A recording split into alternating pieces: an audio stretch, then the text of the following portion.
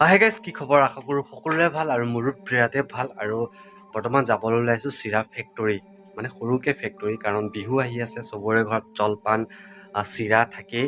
চ' মই গৈ আছোঁ চিৰা ফেক্টৰী, মানে সৰু ফেক্টৰী এটাত কেনেকৈ বনায় সেইটো ডিটেইলছ সম্পূৰ্ণ দেখাম। ভিডিঅ'টো সম্পূৰ্ণ চাই থাকিব। ফাইনেলি গাইজ আহি পালোহি আৰু ইয়াত দেখিছে চিৰা কুটাই আছে। কেনেকৈ কুটাই সেইটো মই কৈ দিছোঁ বাৰু। দুদিন ধানখিনি ভিজাব লাগে, ভিজাই কৰি লৈ আনিব লাগে।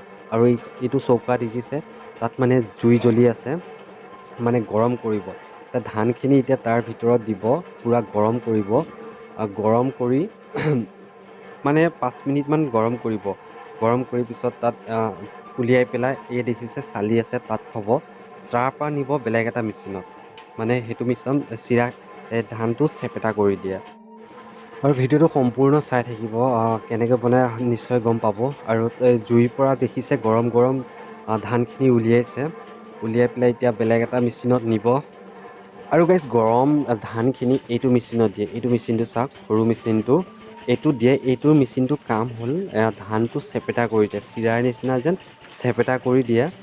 ইয়াত 5 মিনিটমান লাগে ইয়াক।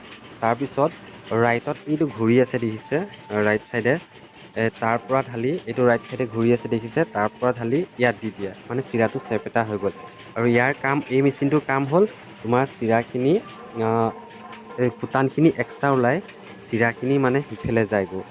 মানে এইটোৱে লাষ্ট ফিনিচিং। ইয়াৰ পিছত পূৰা চিৰা ওলাই যায়। আৰু এয়া দেখিছে এইফালে চিৰা ওলাই গৈছে, একদম চিৰা।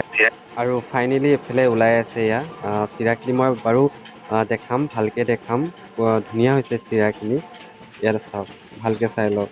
ধান অহা নাই বাৰু, এটা দুটা আহিছে, ইমান এটা মনিব নোৱাৰি। এয়া হ'ল একদম চিৰা ওলোৱাৰ মেচিন। আৰু ইয়াত নৰ্মেল ধানটো, মানে এই ভাত খোৱা ধানটো কেজি 8 টকাকৈ লয়। আৰু বৰা চাউলৰ চিৰা খুন্দিবলৈ কেজিত, বৰা চাউলৰো দাম বেছি। বৰা চাউলতো 15 টকা লয় 1 কেজি। এতিয়া মই বৰা চাউল নিছিলোঁ, মোৰ দাদাজনে নিছিলে ভাত খোৱা ধান, সেইটো 8 টকাকৈ। এতিয়া আমাৰ বৰা চাউলৰটো 15 টকাকৈ। 15 টকা লোৱাৰ কাৰণ আছে, কাৰণ বৰা চাউলৰ খাটনিটো বেছি। কাৰণ আৰু প্ৰথমত গৰম কৰিব, গৰম কৰি আকৌ শুকুৱাব, ইয়াত মানে ঠাণ্ডা কৰিব, আকৌ বিচিব লাগিব।